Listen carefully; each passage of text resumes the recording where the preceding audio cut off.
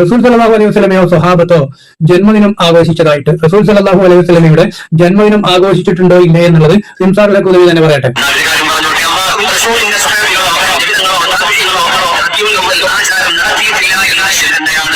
കണ്ടല്ലോ, റസൂൽ സല്ലല്ലാഹു അലൈഹി വസല്ലം തങ്ങളോ സ്വഹാബികളോ താബികളോ നബിദിനം എന്നുള്ള പരിപാടി ആഘോഷിച്ചിട്ടില്ല എന്നുള്ളത് ശരി തന്നെയാണ്.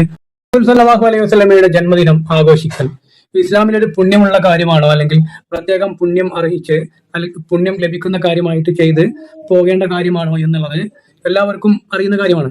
കാരണം ക്രിസ്ത്യാനികൾ അവരുടെ പ്രവാചകന്റെ അല്ലെങ്കിൽ ഈസാ നബി അലൈഹി സ്വലാത്തു വസ്സലാമയുടെ ജന്മദിനം ആഘോഷിക്കുന്നതിന്റെ ഭാഗമായിട്ട് എല്ലാ വർഷവും ചെയ്യുന്നുണ്ട്, ഡിസംബറിൽ ആഘോഷിക്കുന്നുണ്ട്. അത് ആഘോഷിക്കുന്ന ക്രിസ്ത്യാനികളുടെ കൂടെ ആഘോഷിക്കാൻ പറ്റുന്ന അതേ ആഘോഷം തന്നെയാണ് പ്രവാചകൻ സല്ലല്ലാഹു അലൈഹി വസല്ലമയുടെ ജന്മദിനം ആഘോഷിക്കുന്ന സമസ്തക്കാരുടെ ആഘോഷങ്ങളും. കാരണം രണ്ടും ഒരു മാസങ്ങളുടെ മാറ്റം അല്ലെങ്കിൽ കാലത്തിന്റെ മാറ്റം എന്നേ ഉള്ളൂ. ഒരു വർഷത്തിൽ ഇന്ന സമയത്ത് അത് നടന്നു പോകുന്നു, ഈ സമയത്ത് ഇത് നടന്നു പോകുന്നു.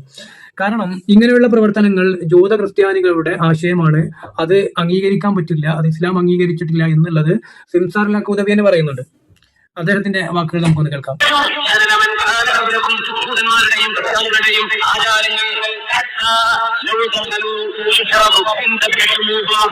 ഒരു ഉടുമ്പിന്റെ ഗുഹയിൽ ഒരു യൂറോപ്പുകാരൻ കടന്നാൽ, ബ്രിട്ടീഷുകാരൻ കടന്നാൽ, അമേരിക്കക്കാരൻ കടന്നാൽ നിങ്ങൾ അത് ചെയ്യും.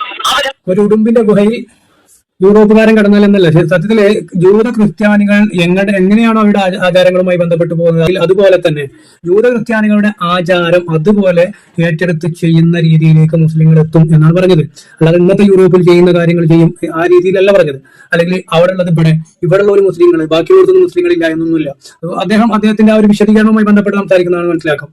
പക്ഷെ ഇങ്ങനെയുള്ള കാര്യങ്ങൾ മറ്റു മതസ്ഥരുടെ ആചാര അനുഷ്ഠാനങ്ങൾ ഒരാൾ എടുത്ത് പ്രവർത്തിച്ചാൽ, ഒരു മുസ്ലിം അതിനോട് യോജിച്ചാൽ, അത് എത്ര ചെറിയ പ്രവർത്തനമാണെങ്കിലും വലിയ പ്രവർത്തനമാണെങ്കിലും ശരി, ഒരാള് ഇതര മതസ്ഥരുടെ ആചാരം അനുഷ്ഠാനങ്ങൾ അത് മതത്തിലേക്ക് കൊണ്ടുവന്നാൽ അല്ലെങ്കിൽ പ്രവർത്തിച്ചു കഴിഞ്ഞാൽ അവൻ അവരിൽപ്പെട്ടവനാണ് എന്ന് പ്രവാചകൻ പഠിപ്പിച്ചിട്ടുണ്ട്.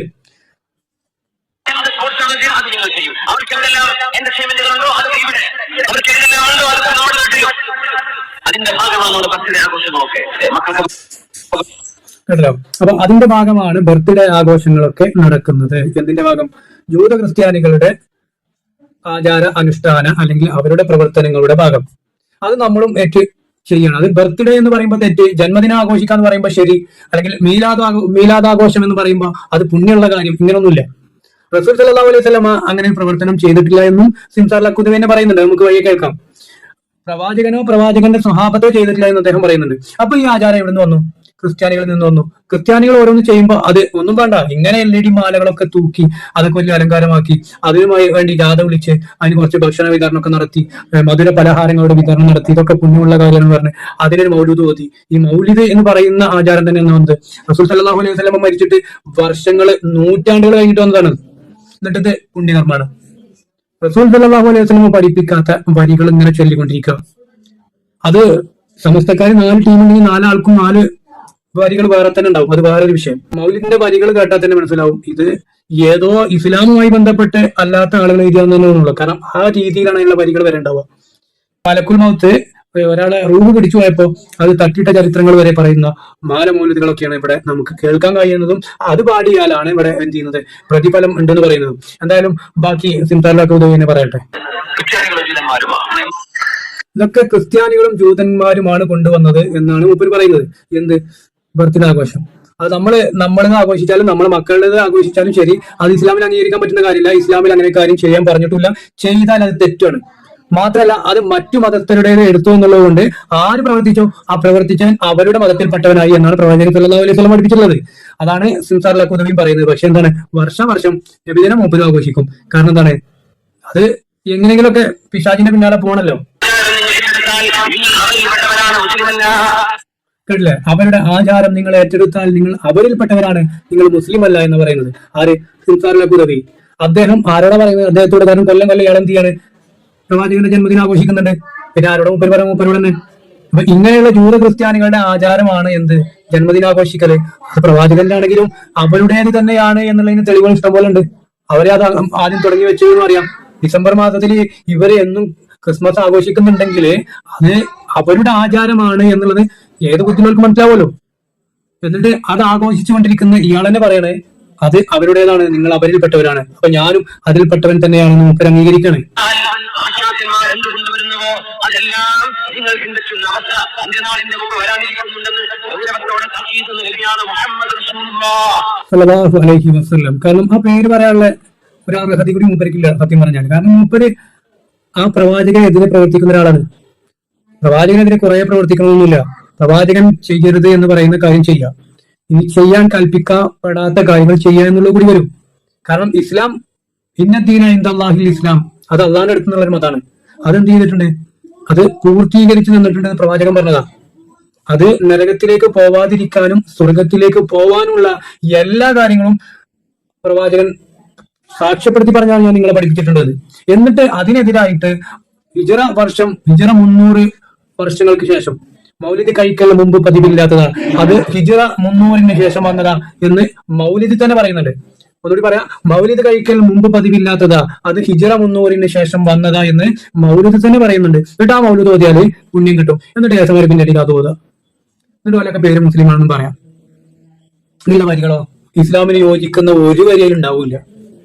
റസൂൽ സല്ലല്ലാഹു അലൈഹി വസല്ലമയോ സ്വഹാബത്തോ ജന്മദിനം ആഘോഷിച്ചതായിട്ട് റസൂൽ സല്ലല്ലാഹു അലൈഹി വസല്ലമയുടെ ജന്മദിനം ആഘോഷിച്ചിട്ടുണ്ടോ ഇല്ലേ എന്നുള്ളത് സിംസാറുൽ ഹഖ് ഉദവി തന്നെ പറയട്ടെ.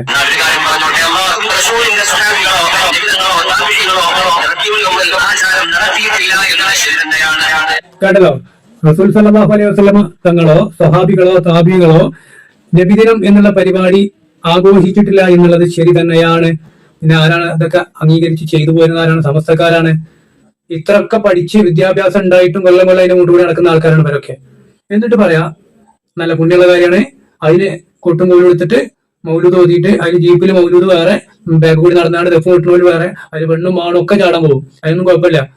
ഈ വരുന്ന റബീഉൽ അവ്വൽ 12 അല്ലെങ്കിൽ റബീഉൽ അവ്വൽ മാസം നിങ്ങൾ നോക്കിക്കോളി, എല്ലാ പെണ്ണുകളും സമസ്തക്കാരെ മുഴുവൻ പെണ്ണുങ്ങളെ വീട്ടിലേക്കരം. എന്നിട്ട് ഇതിന്റെ പിന്നാലെ നടക്കുക, അത് കാണാൻ പോകുക, അതിന് കുഴപ്പമില്ല. പള്ളിക്കൊക്കെ പോയാല് അത് ഹറാമാണ്, അവിടെ ഫിത്ന ഉണ്ടാവും. അങ്ങനെ ഇസ്ലാമിന് യോജിക്കാത്ത എല്ലാ കാര്യങ്ങളും അംഗീകരിക്കുകയും കർശനമായിട്ട് ചെയ്യണം എന്ന് പറഞ്ഞിട്ടില്ല അല്ലെങ്കിൽ സുന്നത്താക്കിയിട്ടുള്ള കാര്യങ്ങൾ ചെയ്യാതിരിക്കുകയും ചെയ്യുന്ന ഏക വിഭാഗം ഉണ്ടെങ്കിൽ അത് സമസ്തക്കാരായിരിക്കും. അത്രയും ഇസ്ലാമിനോട് വിയോജിപ്പ് കാണിക്കുകയും അത് ഇസ്ലാമിന്റെ പേരിലാണ് എന്ന് ചാപ്പ കുത്തി തന്റെ അനുയായികളെ വഞ്ചിക്കുകയും ചെയ്യുന്ന ഏക പ്രസ്ഥാനം ഉണ്ടെങ്കിൽ അത് സമസ്തക്കാർ മാത്രമായിരിക്കും. എത്ര പറഞ്ഞാലും ഇവർക്ക് മനസ്സിലാവില്ല. അത് മനസ്സിലായാൽ തന്നെ ഇയാളെ പോലെ സിംസാറുൽ ഹഖ് ഉദവിയെ പോലെയുള്ള ആളുകൾ മനസ്സിലായാൽ തന്നെ പൊട്ടന്മാരെ പോലെ അഭിനയിക്കുകയും ചെയ്യും. ഇതിപ്പോ അദ്ദേഹം തന്നെ പറഞ്ഞു, ഇത് ജൂത ക്രിസ്ത്യാനികളുടെ ആചാരമാണ്, ചെയ്യാൻ പാടില്ല. നബിയോ സഹാബത്തോ ഇത് ചെയ്തിട്ടില്ല. നാരനെ പറഞ്ഞു, സിംസാറുൽ ഹഖ് ഉദവി തന്നെ പറഞ്ഞു. ഈ മൂപ്പർ തന്നെ പറയുന്നുണ്ടാവും, എന്നാലും ആഘോഷിക്കാൻ പറ്റുന്ന കാരണം മൂപ്പര് പദവ് കൊടുക്കുന്നുണ്ടാവും. അതല്ലേ ഇസ്ലാമിന്റെ തെളിവ്. ഇതൊക്കെ കേട്ടിട്ടും മനസ്സിലാവാത്ത ആളുകൾ എന്ന് പറഞ്ഞാല് ബിദഅത്ത് എന്ന് പറയുന്ന കാര്യം അത് കൂട്ടിക്കൊണ്ടുവരുന്ന കാര്യം തന്നെ, ഇസ്ലാമിൽ കൂട്ടി കലർത്തിയ കാര്യങ്ങൾ തന്നെയാണ്, പുതുതായിട്ട് കൊണ്ടുവന്ന കാര്യങ്ങൾ.